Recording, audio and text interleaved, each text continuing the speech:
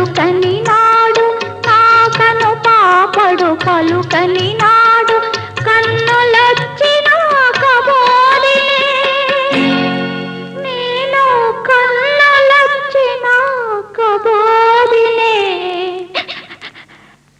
అమ్మా చెల్లెమ్మా అన్నయ్య కన్నమ్మ లాంటి చెల్లెమ్మ ఉంటే అన్నమెందుకు, నా చెల్లెమ్మ చల్లగా నవ్వుతూ ఉంటే వెన్నెలెందుకు.